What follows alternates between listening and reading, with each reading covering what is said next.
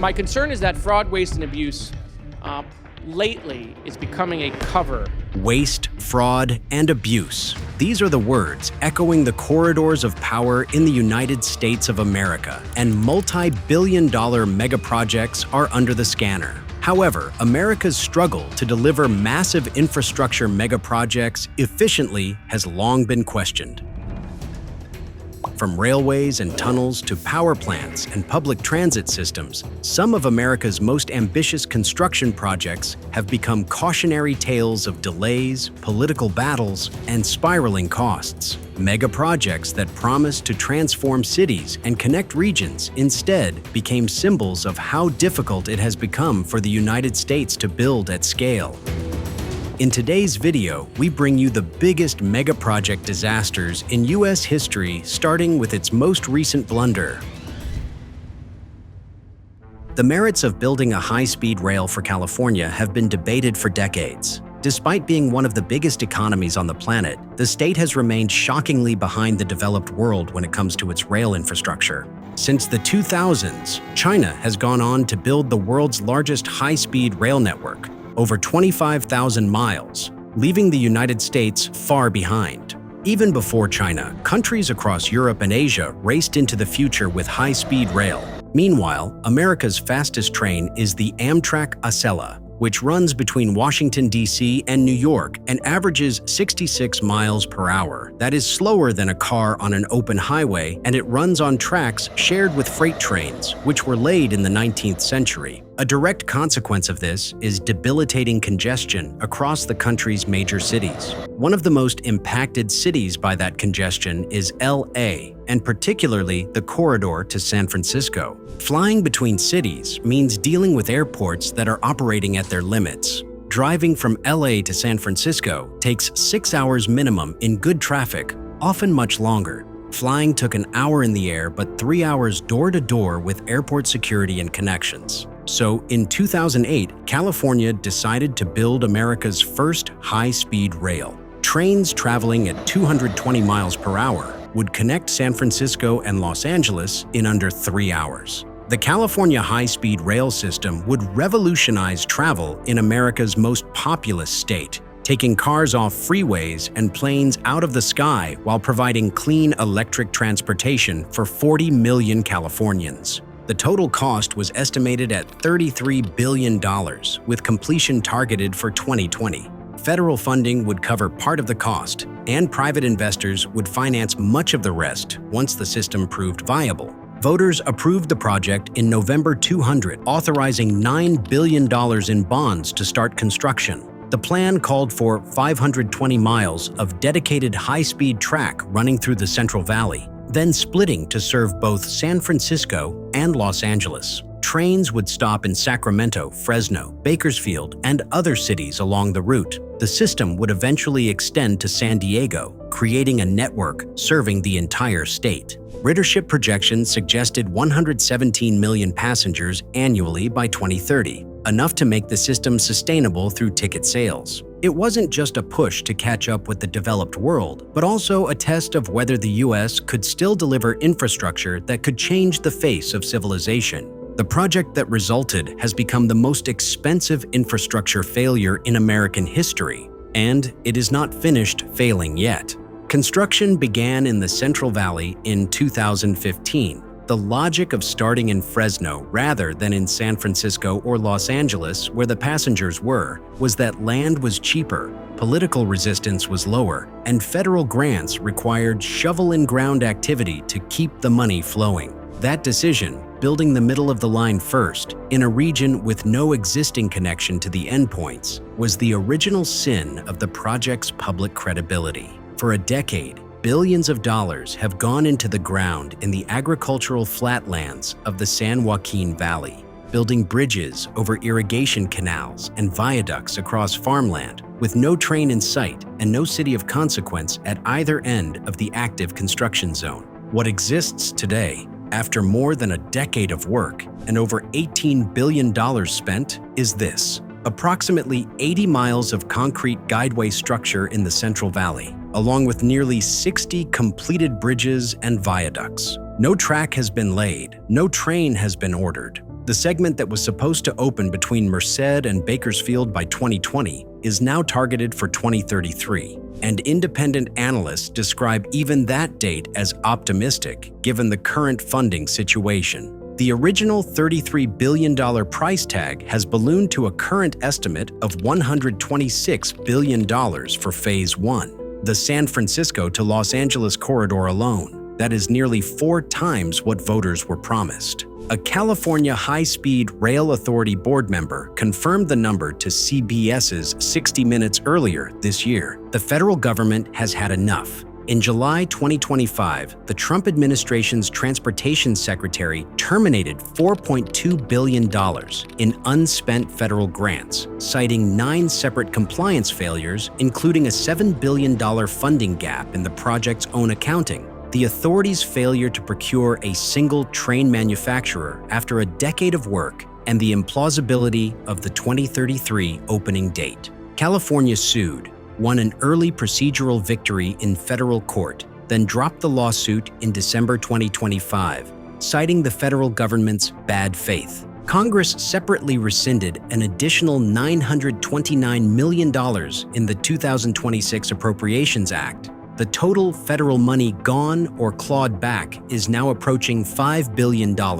A future administration could conceivably restore federal support, but that depends on the 2028 presidential election. The project's demonstrated progress by then, and a political environment that has treated California high-speed rail as a symbol of government waste for years. What California has left is $1 billion per year from the state's Cap and Invest climate program, locked in through 2045 by legislation Newsom signed in 2025, plus whatever the state legislature appropriates directly. That revenue stream, compounded over 20 years, gets the project to roughly $39 billion, against a Merced to Bakersfield cost estimate alone of $34.76 billion. The math for the rest of the system, through the Tehachapi Mountains, across Los Angeles, up through the Bay Area, does not yet exist in any credible form. The 2026 business plan the authority released in February drops the pretense of building the whole system to a fixed timeline and pivots to a phased strategy.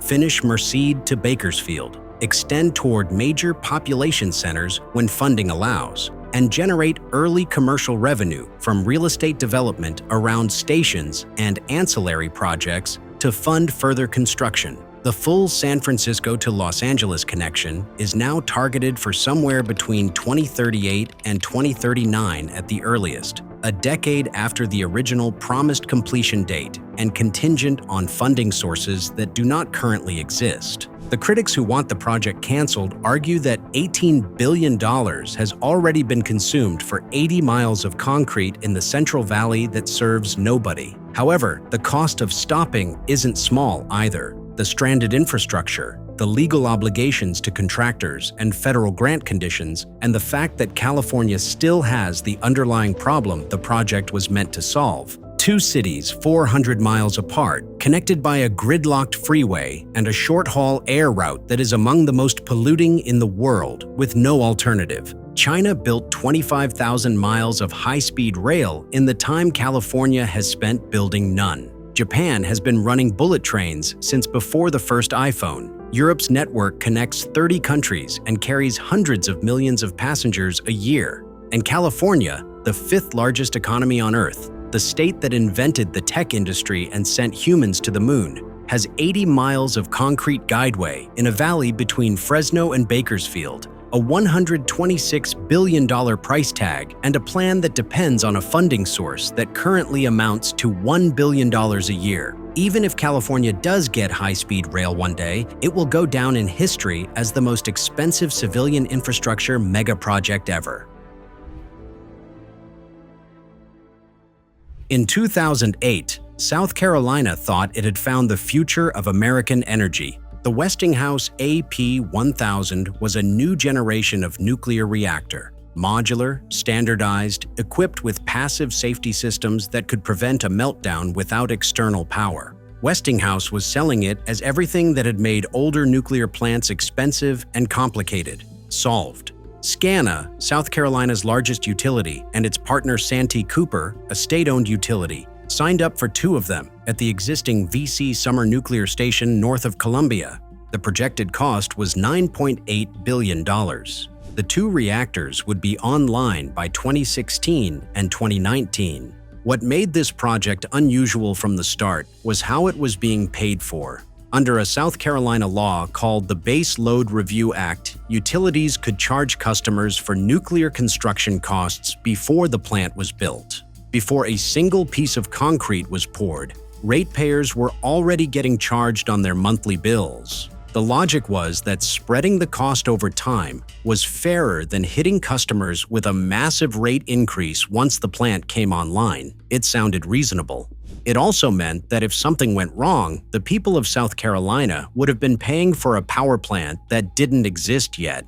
Construction began in 2012 and ran straight into a problem nobody had fully anticipated. The AP1000 had been certified by the Nuclear Regulatory Commission and looked excellent on paper, but it had never actually been built before. Westinghouse was figuring out the construction process in real time on a live project with ratepayer money on the clock. Design changes kept arriving after work had already been completed, forcing crews to tear out finished sections and redo them. The modular construction approach, where large prefabricated sections would be assembled on site like an enormous puzzle, turned out to be far more complex in practice than the blueprint suggested. The schedule slipped, the costs rose, then both slipped and rose again.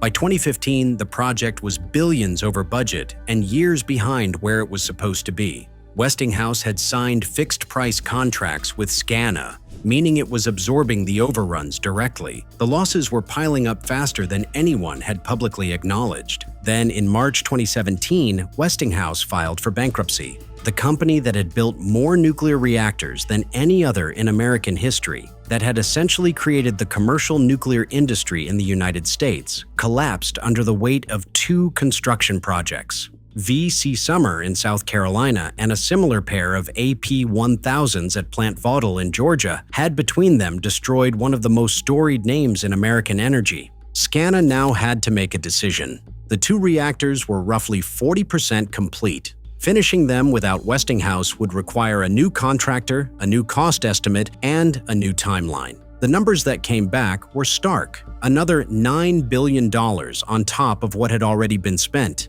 with completion dates pushed to 2024 and 2025 at the earliest, and no guarantee those estimates would hold either. In July 2017, SCANA pulled the plug. By that point, ratepayers had contributed roughly $2 billion toward the project through their monthly bills. The final bill across the whole project hit $9 billion.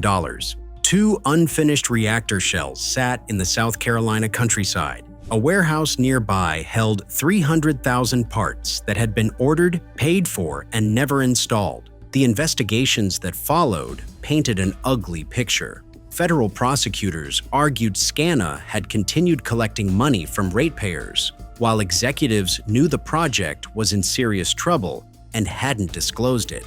In 2021, Dominion Energy, which had acquired SCANA, paid $112.5 million to settle the federal fraud charges. The state of South Carolina ordered $320 million in bill credits for customers. In Georgia, the Vauxhall project kept going despite Westinghouse's collapse. Georgia Power made the call to finish what it had started. The 2 reactors were eventually completed in 2023 and 2024, 7 years late and roughly $17 billion over budget, bringing the total to around $35 billion.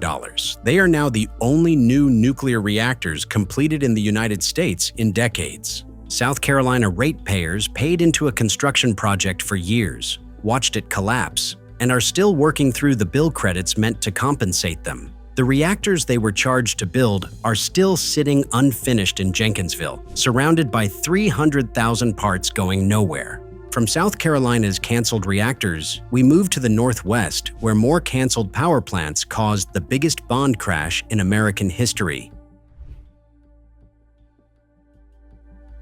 In the summer of 1983, tens of thousands of ordinary Americans opened their brokerage statements and discovered that the AAA-rated tax-exempt bonds they had bought were worth almost nothing. The money was gone, evaporating into the concrete foundations of 2 nuclear power plants that would never be finished. It was a story so catastrophic that the agency responsible had accidentally named itself after the sound you make when you realize what you've done. WPPSS, pronounced whoops. The Washington Public Power Supply System was organized in 1957 as a municipal corporation created to guarantee electric power to homes and industry across the Pacific Northwest. The idea was sensible enough. Public utilities across Washington state would pool their resources, build large generation facilities together, and share the benefits. In the 1950s, that meant hydroelectric power from the Columbia River dams. By the 1970s, it meant something more ambitious. Nuclear power was the future and the more practical solution to meet the electricity demand in the Northwest. Over the course of the 1970s, WPPSS borrowed $8.3 billion to begin construction on 5 nuclear power plants simultaneously. Construction was planned across 2 sites, Hanford Nuclear Reservation in eastern Washington and Satsop in the west. It was one of the most ambitious public energy programs in American history, financed entirely by municipal bonds sold to investors across the country. At the time, public utilities backed by the state of Washington were about as safe a bet as existed in the bond market. The bonds carried AAA ratings. Merrill Lynch, Smith Barney, Salomon Brothers, and Bosch underwrote them.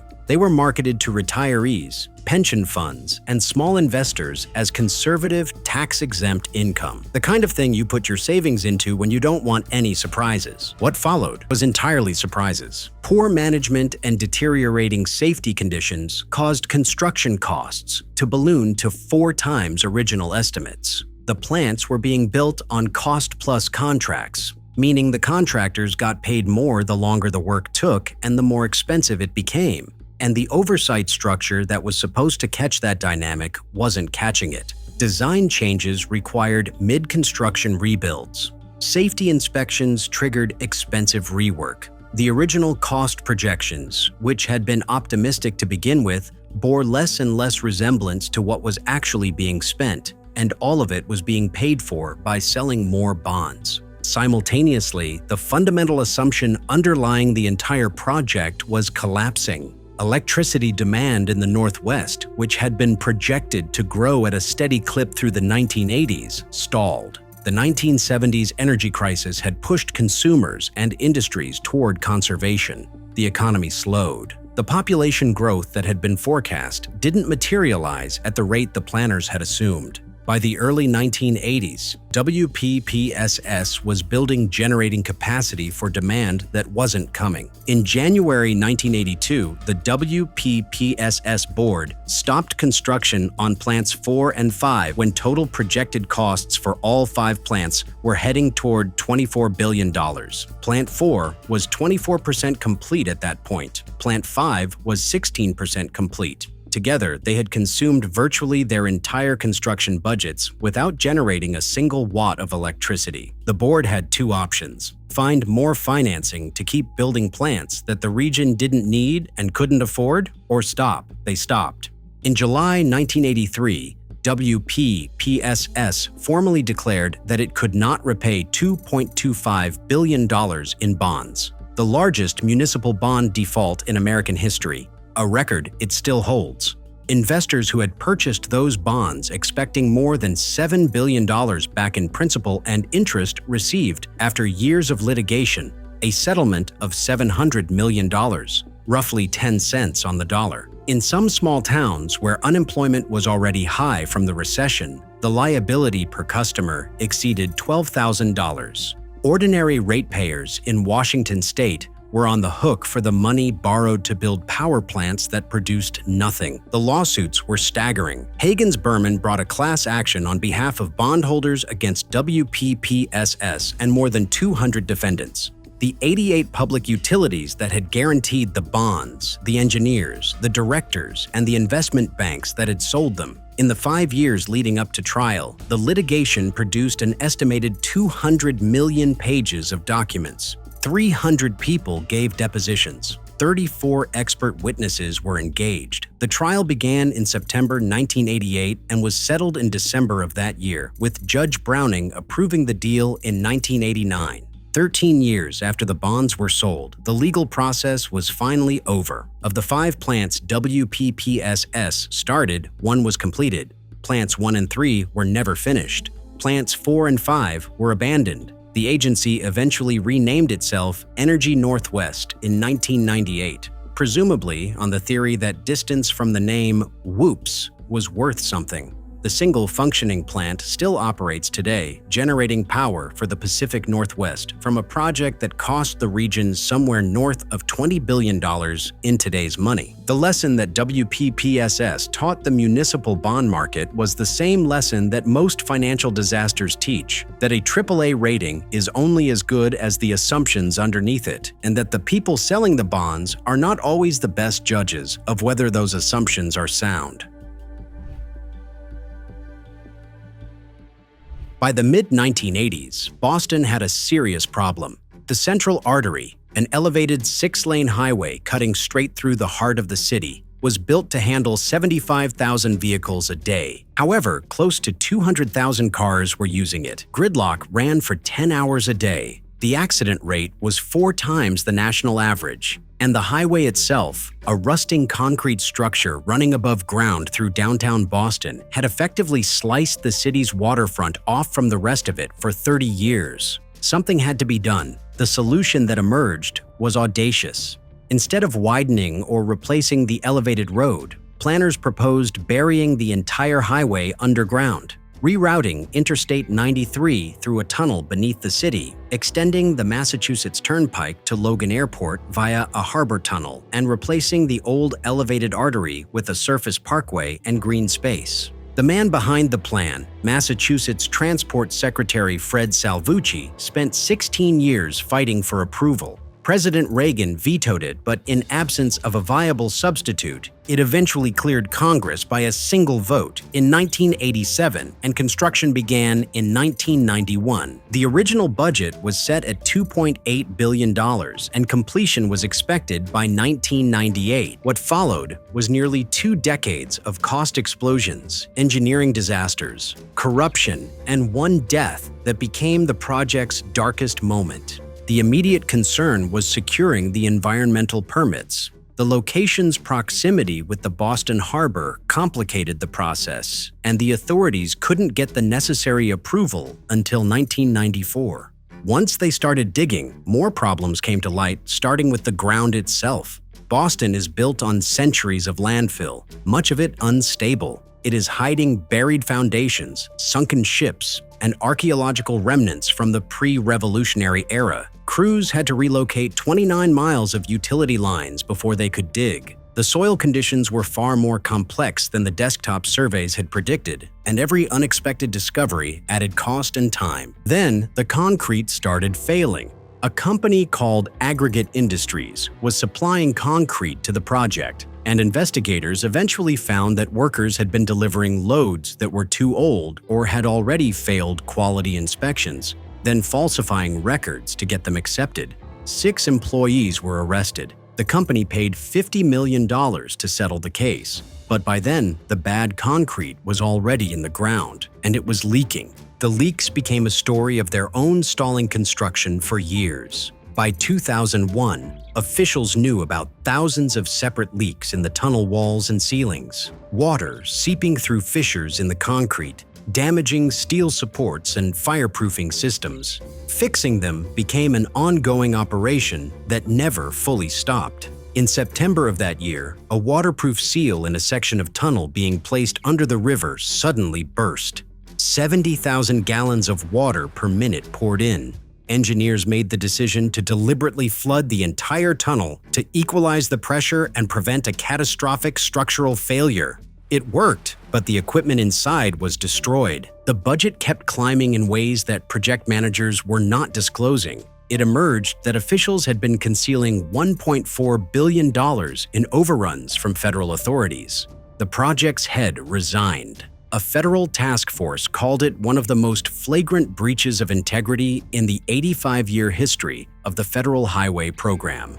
Congress capped its contribution and left Massachusetts to cover the rest. All of this meant that the project was already 5 years behind schedule and more than 3 times over the original budget, even though nothing of note had been built. However, the project's darkest moment came in July 2006. Suspended concrete ceiling panels in a tunnel leading to Logan Airport, panels that investigators later concluded weren't even necessary for the design, came loose and collapsed onto a car below. Milena Del Valle, a 39-year-old passenger, was killed. Her husband survived. The main contractor consortium paid $407 million in restitution. Smaller firms paid a further $51 million.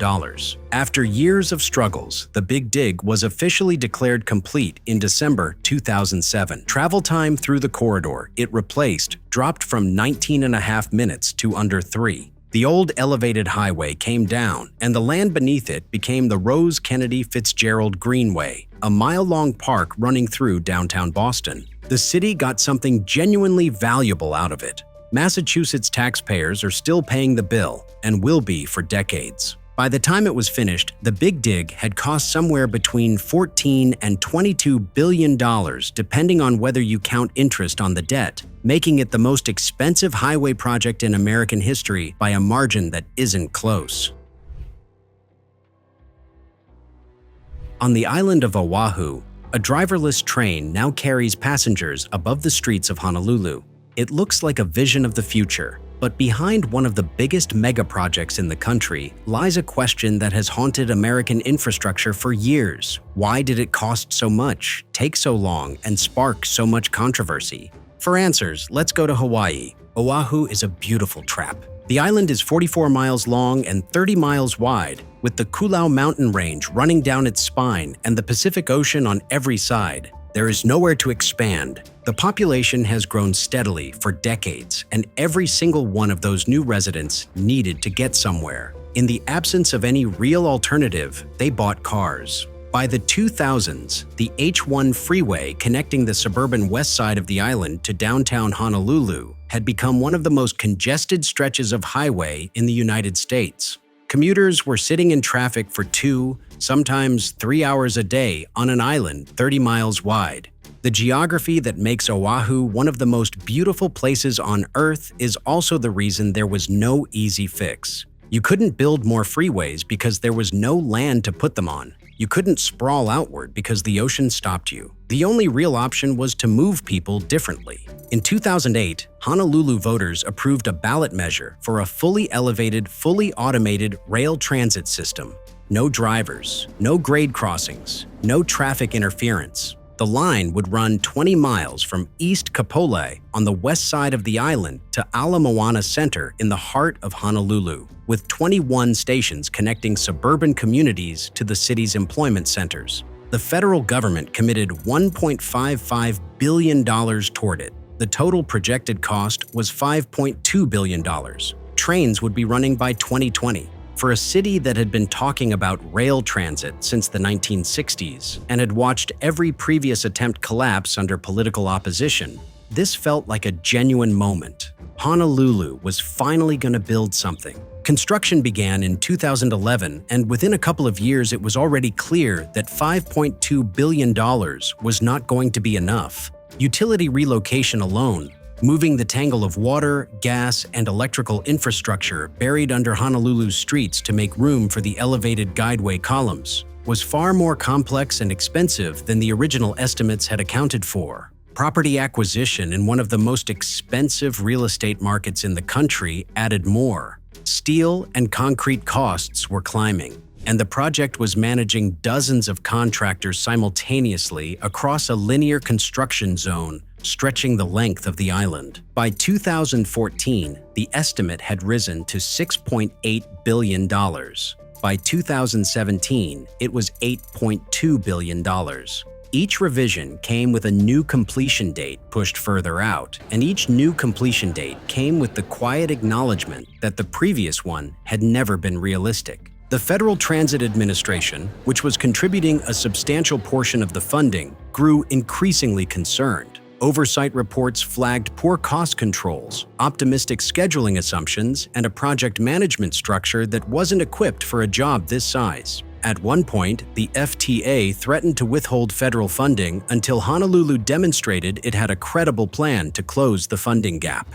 Honolulu's response was to go back to its residents. The city extended a 0.5% general excise tax surcharge that had been funding the project, pushing its expiration date from 2022 out to 2030. Ratepayers who had voted for a $5.2 billion system in 2008 were now being asked to keep paying for a system that had already cost twice that and still wasn't finished. By 2019, the budget had reached $9.2 billion. By 2022, it was $10 billion.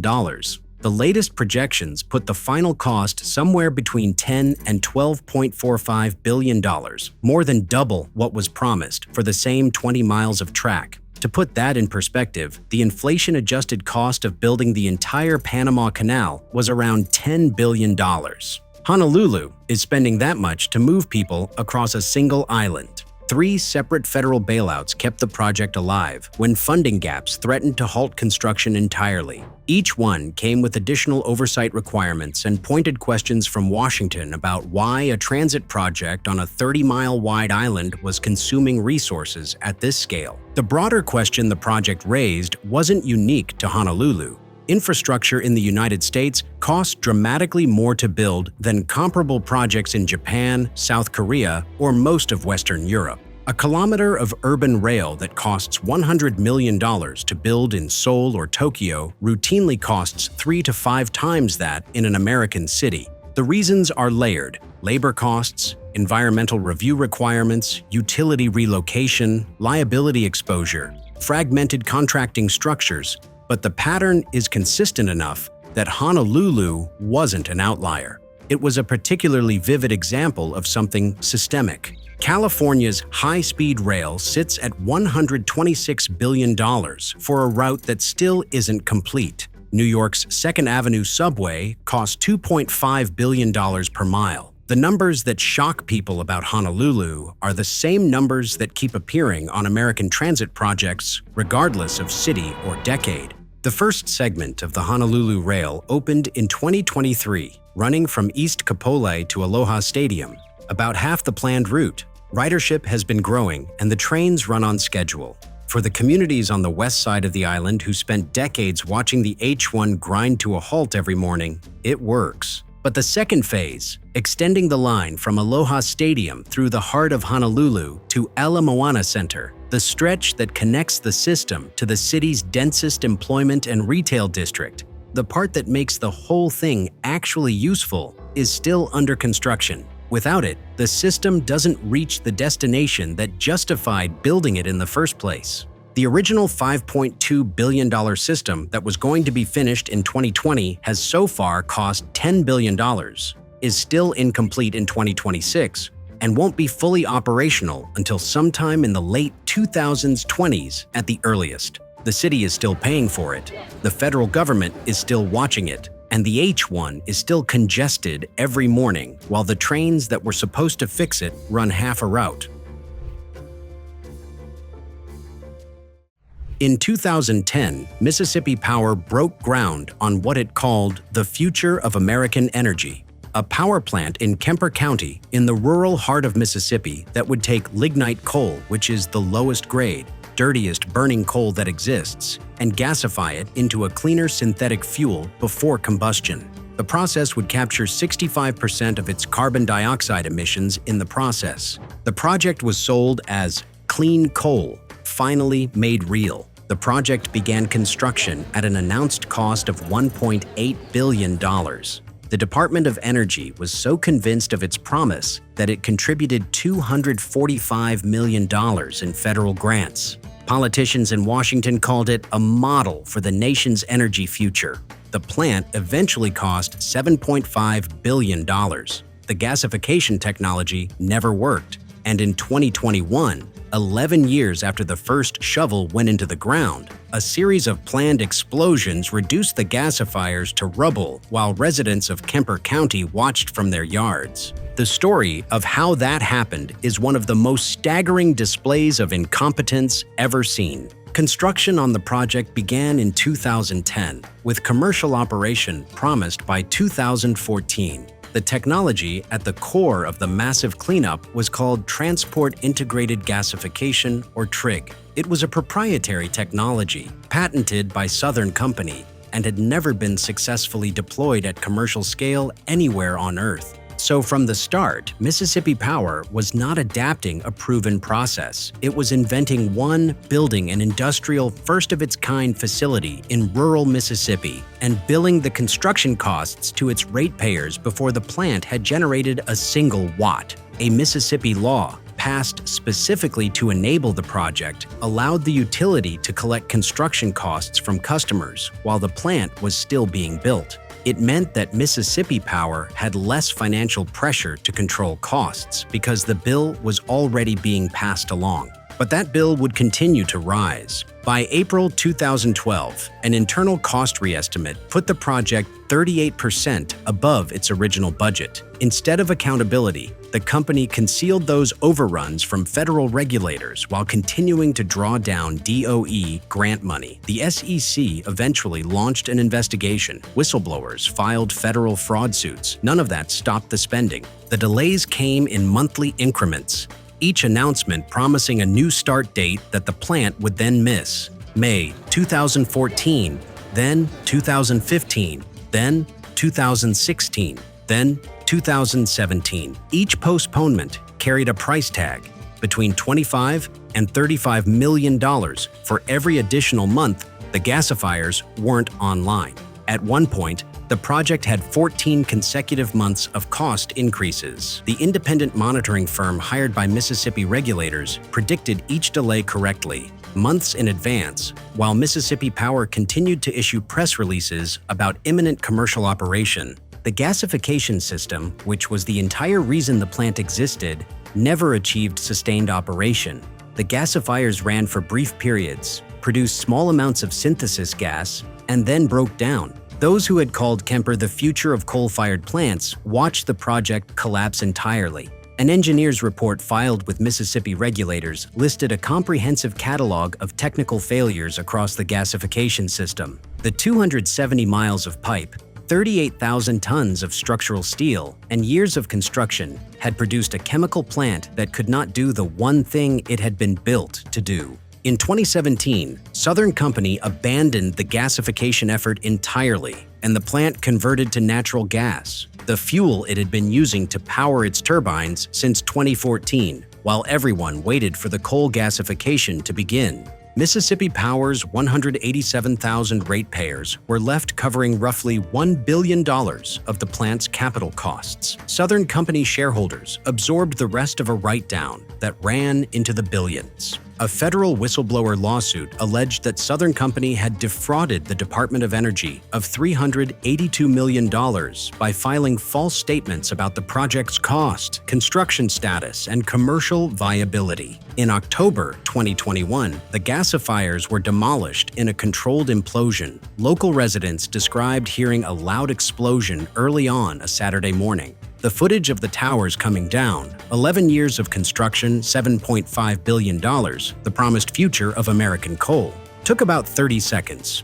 What remained was a natural gas plant that could have been built for a fraction of the cost, in a fraction of the time, without any of the promises about clean coal that had justified the project in the first place. The technology at the heart of it, the TRIG gasification process, is yet to be successfully employed anywhere else in the world. From an unviable cleanup promise, we move to more mega disasters caused by more power plants, starting with New York, where a $6 billion megaproject never turned on.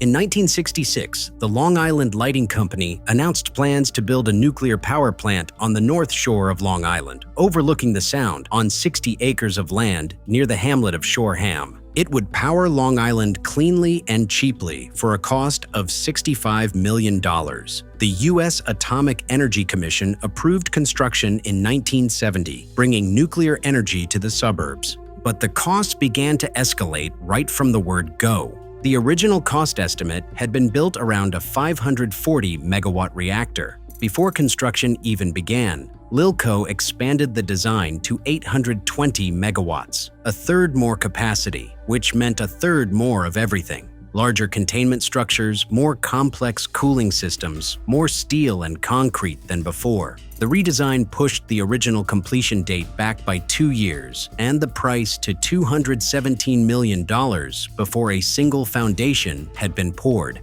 That pattern, a decision made at the top, cascading into cost consequences, would repeat itself for the next decade. Construction began in 1973 into one of the worst economic environments imaginable for a capital-intensive project. The Arab oil embargo had triggered the most severe inflation the United States had seen since the Second World War. Steel prices rose, concrete prices rose, labor costs rose. Interest rates, which Lilco was paying on the money it had borrowed to build the plant, climbed steadily through the decade. Every month of delay was not just a month of no revenue, it was a month of compounding costs on borrowed money in an inflationary environment. By 1979, the price tag had already reached $1.5 billion, with an opening date pushed to 1981. The original estimate had been multiplied by 20 before the plant was anywhere near complete. While the costs were climbing,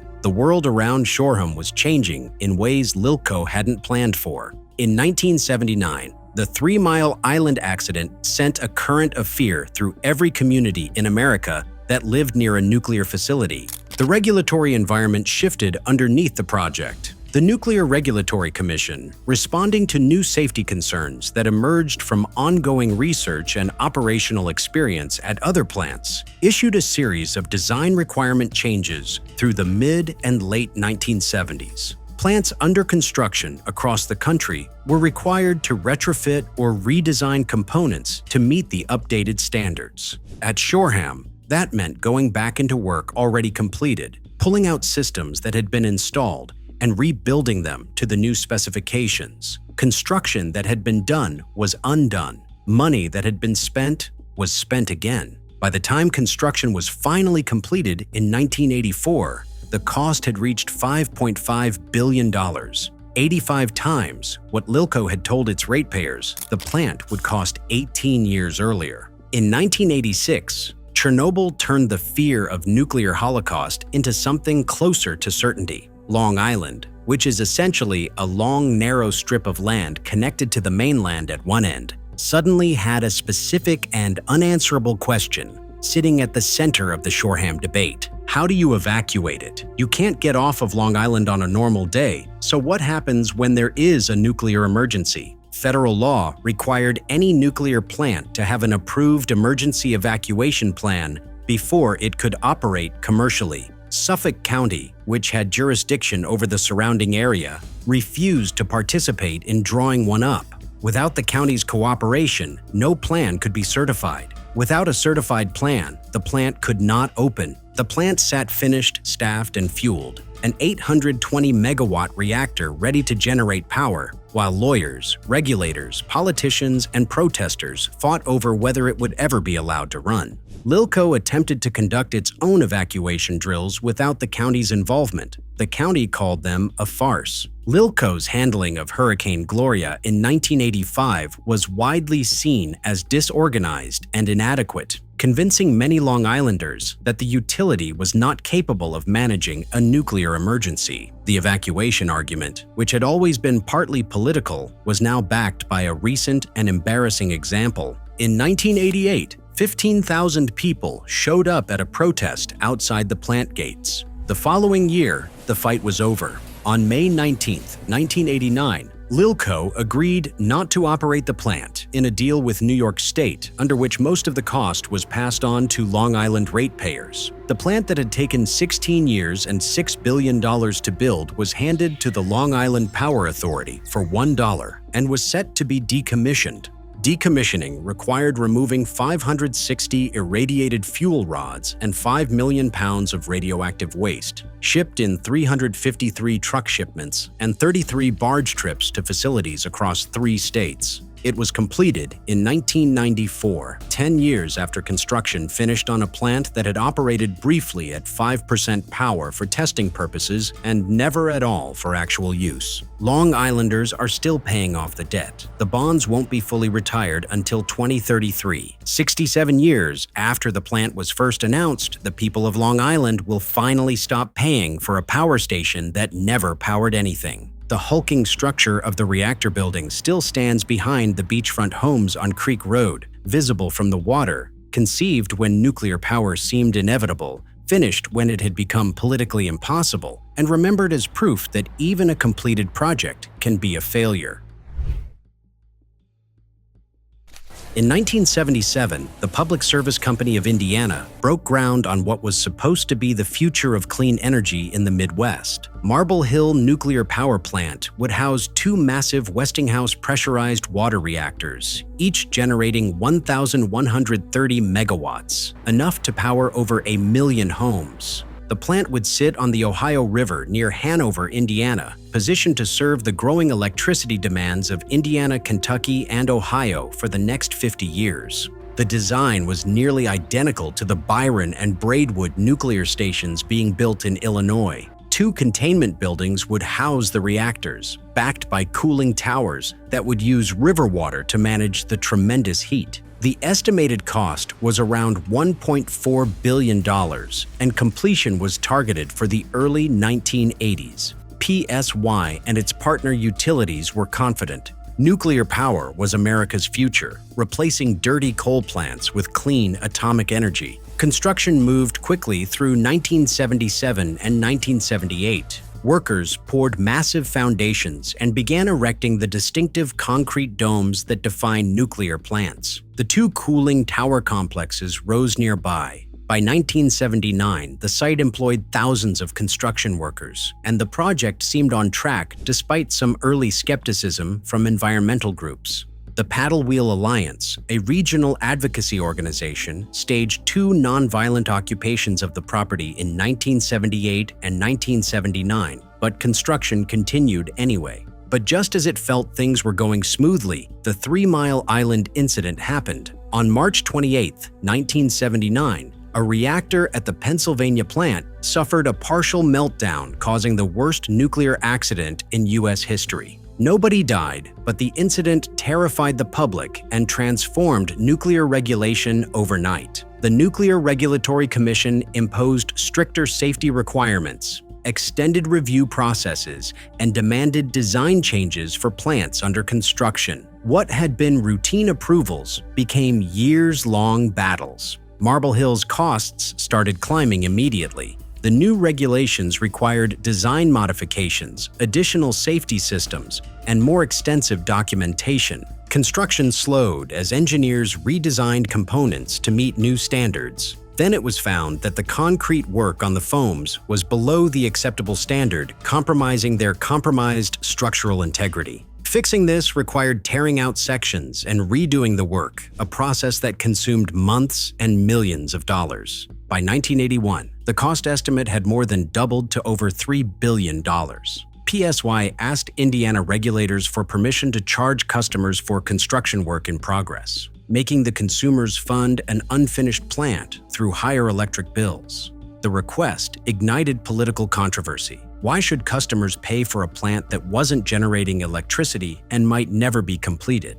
An already weak local support turned into hostility. By 1983, almost half of the construction was complete. However, the plant was nowhere close to finishing. The rest of the work was more complex and required more investment. PSI ran the numbers and faced a grim reality. They'd spent $2.5 billion and needed at least another $4 billion to finish, nearly triple the original estimate. The company couldn't raise that much capital without bankrupting itself. Indiana's governor, Robert Orr, publicly stated that completing Marble Hill would push PSI into bankruptcy and cause electric rates to skyrocket, devastating the state's economy. On January 10, 1984, PSY officially halted construction. The announcement devastated Jefferson County. Over 3,500 construction workers were laid off overnight. The county's unemployment rate spiked to 24.8%, one of the highest in the nation. Families that had moved to the area for stable nuclear construction jobs suddenly had nothing. The economic impact rippled through local businesses that had depended on thousands of workers with steady paychecks. The $2.8 billion spent was gone, and Marble Hill became the most expensive abandoned nuclear project in American history. PSI tried to salvage what it could. In 1985, they staged an auction selling reactor hardware, generators, and equipment to other utilities. The sale raised about $90 million against a $1.65 billion debt, recovering less than 6 cents on the dollar. The components that were supposed to power Indiana's future ended up installed at nuclear plants in other states. The legal battles consumed years. PSY wanted to recover its investment by charging ratepayers, arguing that the plant was abandoned for reasons beyond their control. Consumer advocates argued that customers shouldn't pay for a plant that would never generate electricity. The Indiana courts eventually sided largely with consumers, denying PSY's attempts to fully recover its losses. The structures abandoned in 1984 remained standing for decades after abandonment. The containment buildings stood as massive concrete monuments to failure, visible for miles around. The site was sold to an agricultural equipment company in 1998, then to a Michigan company in 2005, but nothing was ever built. Demolition of the premises finally began in 2005 and accelerated in the next couple of years. The turbine building proved tougher than expected. The first implosion attempt using dynamite failed to budge the massive 5-story structure. A second demolition effort finally collapsed it. By 2010, most of the structures were gone. The site largely cleared except for some foundations that were too expensive to remove. Today, little evidence remains that Marble Hill was ever there. The land where 2 nuclear reactors were supposed to generate electricity for 50 years is empty.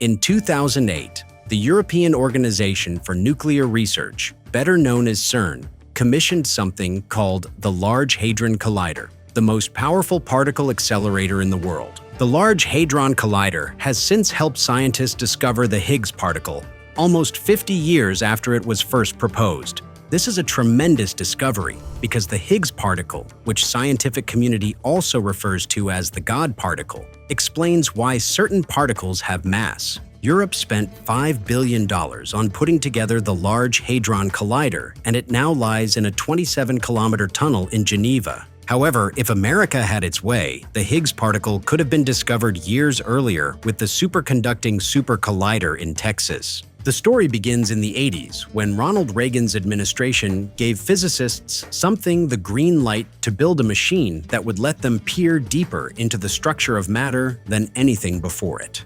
The idea of a particle accelerator is this: you take subatomic particles, accelerate them to nearly the speed of light inside a massive circular tunnel, and smash them into each other. The collisions release energy and produce new particles that exist for fractions of a second before disappearing. Study those particles and you start to understand what the universe is actually made of at its most fundamental level. Europe had CERN, and the Americans wanted to build something that would make it look small. In 1988, the federal government opened the site selection to competition. States fell over themselves to win as 43 states submitted proposals. Texas won, offering 16,000 acres of land south of Dallas near the town of Waxahachie. It was a flat, geologically stable patch of prairie where construction began in 1991 on a 54-mile circular tunnel system. However, things began to unravel right from the start. The original price tag was $4.4 billion. Within 2 years, that had climbed to $8 billion, and the Department of Energy was privately projecting it could reach $11 billion before the machine was complete. This was becoming a pattern with large physics projects where the complexity of the engineering was taken into account only after the digging started. The timing was terrible for the SSC. The Cold War had just ended.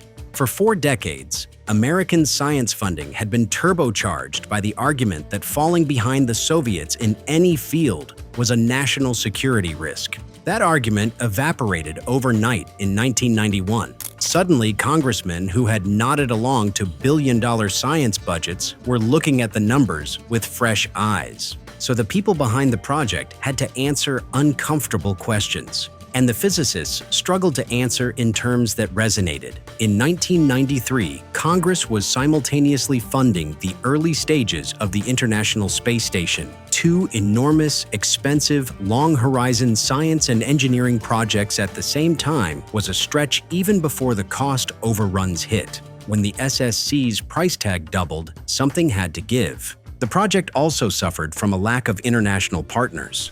CERN worked because European nations shared the cost. The SSC was almost entirely American-funded. Japan had offered to contribute $1.5 billion if it received a meaningful role in the science, a deal that could have changed the political calculus entirely. The negotiations went nowhere. By 1993, the project had burned through $2 billion, had 14 miles of tunnel fully lined and ready, and needed roughly $6 billion more to finish.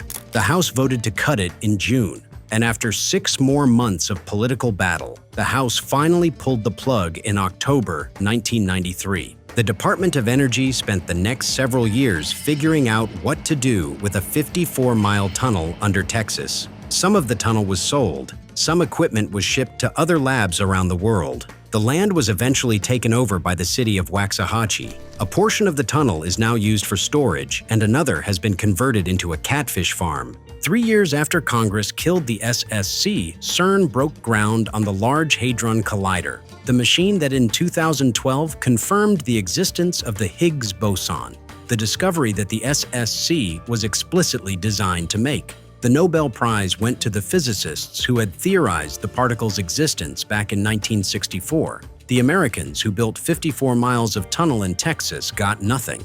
The LHC cost $4.75 billion, split across 20 European nations. The SSC would have cost $8 billion, maybe $11 billion, carried entirely by American taxpayers.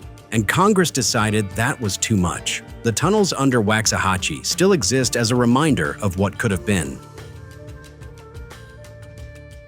Ketchikan, Alaska has a problem that's existed since the town was founded. The airport is on the wrong island. The town sits on Revillagigedo Island with about 8,000 residents, while Ketchikan International Airport sits across the Tongass Narrows on Gravina Island, which has about 50 people. Getting between the town and its airport requires a 7-minute ferry ride that runs every half hour. Miss the ferry, and you miss your flight. The ferry stops running at night, stranding late arrivals at the airport until morning. In the late 1990s, Alaska's congressional delegation proposed a solution: build a bridge connecting Ketchikan to Gravina Island. The Gravina Island Bridge would span the Tongass Narrows with a structure tall enough for cruise ships to pass underneath, requiring a bridge deck about 200 feet above the water. The bridge would be nearly as long as the Golden Gate Bridge, but serving a town of 8,000 people and an island with almost nobody on it. The bridge made some sense from Ketchikan's perspective. The ferry was inconvenient and unreliable in bad weather. Winter storms occasionally shut it down entirely, cutting the town off from its airport. A bridge would provide 24/7 access and allow future development on Gravina Island. Alaska's congressional delegation argued that Ketchikan deserved the same kind of infrastructure investment that mainland cities received. However, the estimated cost was $398 million in federal funding, requested as part of Alaska's transportation appropriations. To put that in perspective, that's roughly $50,000 per Ketchikan resident for a bridge replacing a ferry that cost $1 million annually to operate. Congressman Don Young and Senator Ted Stevens championed the project, using their powerful positions to secure funding through the 2005 Federal Transportation Bill. Despite the funding passed, a $398 million bridge to connect 8,000 people to an island with 50 residents looked absurd to everyone outside Alaska. The media started calling it the Bridge to Nowhere. a label that stuck and transformed the project into a national symbol of wasteful government spending. Critics pointed out that you could buy every Ketchikan resident a private Learjet for less money than the bridge would cost. The political damage was done. Taxpayer advocacy groups used it in ads attacking a wasteful government. Late-night comedians made jokes about Alaska's bridge to an empty island. The question everyone asked was, at a time when we have bridges and roads crumbling around the United States and traffic congestion worse than ever, why build a $200 million project that will serve only a few hundred people? The project became toxic. During her 2006 campaign, Sarah Palin supported the bridge, calling it essential infrastructure. However, after the national mockery intensified, she changed course and announced in 2007 that Alaska would not use state funds to complete the bridge, though she didn't return the federal money already allocated. The federal funding of $223 million that had been specifically designated for the bridge was eventually redirected to other Alaska transportation projects. Alaska kept the money and could spend it on whatever transportation projects it wanted.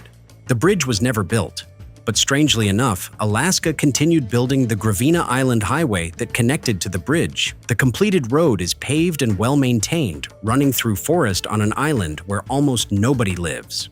The 3.2-mile road was supposed to connect the ferry terminal to the bridge approach, but since the bridge was never built, the road just ends at the shoreline. It's literally a road to nowhere, built at a cost of about $26 million, serving the 50 people who live on Gravina Island. The bridge to nowhere became one of the most famous infrastructure failures in American politics, despite never actually being built.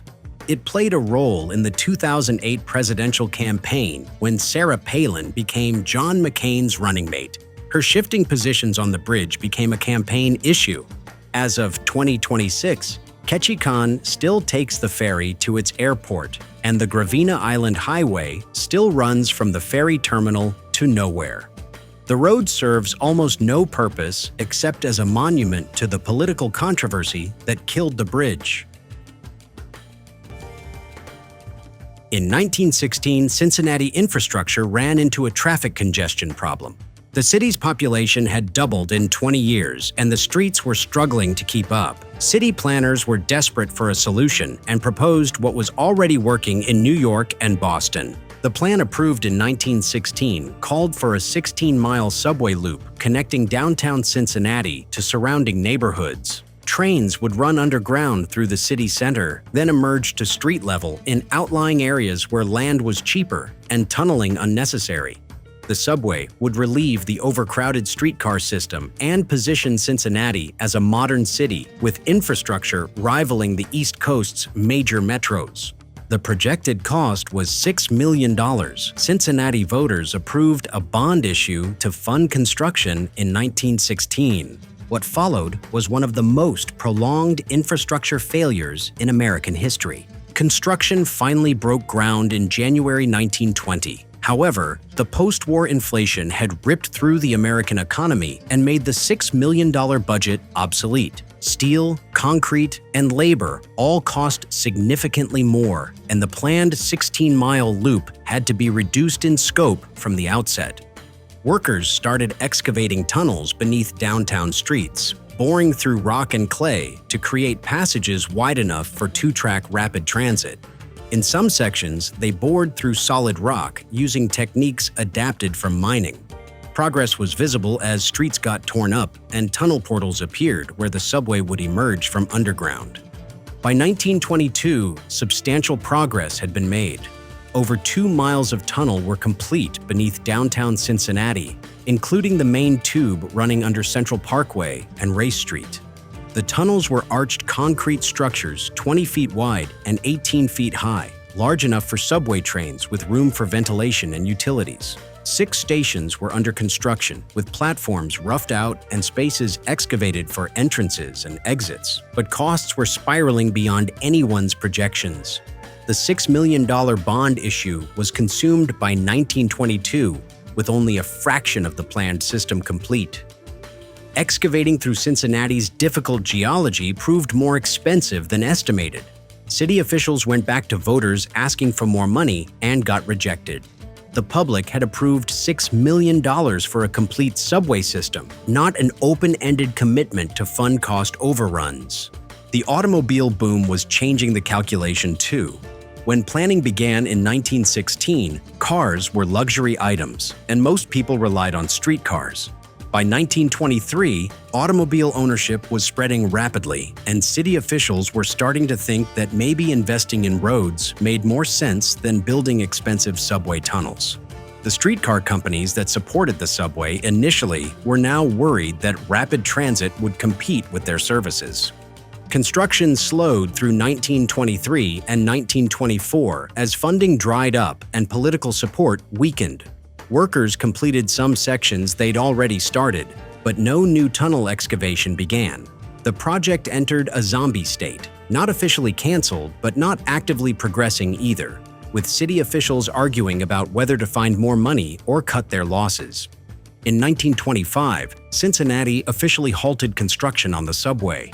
About 2.2 miles of tunnel were complete along with partially finished station structures, representing less than 15% of the original plan. The completed sections sat there underground, empty and useless because they didn't connect to anything. The city explored various ideas for using the tunnels. Maybe they could be converted for automobile traffic. Maybe utilities could use them. Maybe they could be storage facilities.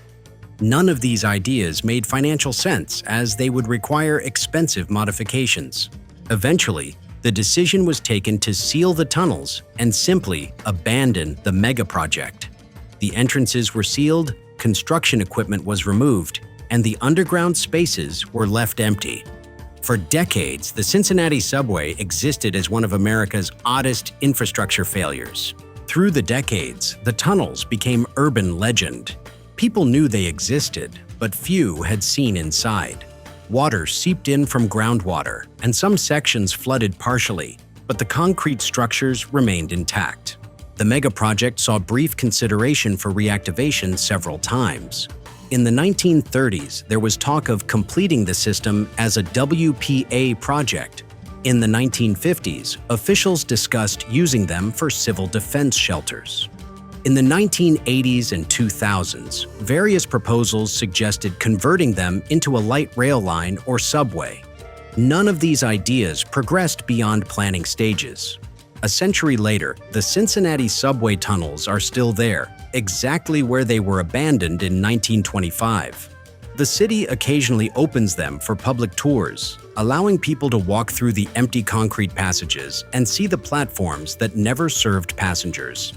The tunnels to this day are in remarkable condition. The concrete is solid, the arches are intact, and they look like they could be put into service. However, a century later, there is no hope of a resumption. Cincinnati spent $13 million on the project in the 1920s, equivalent to $200 million in today's money. But all they managed to build was 2.2 miles of tunnel that never transported a passenger. Which of these megaproject disasters do you think is the most significant? Would you like to see any of these finally built? Let us know in the comments below. If you enjoyed this video, check out our video on a modern disaster that is the AI data centers popping up all across the country. Savor your thoughts and keep following SIGNUM for more.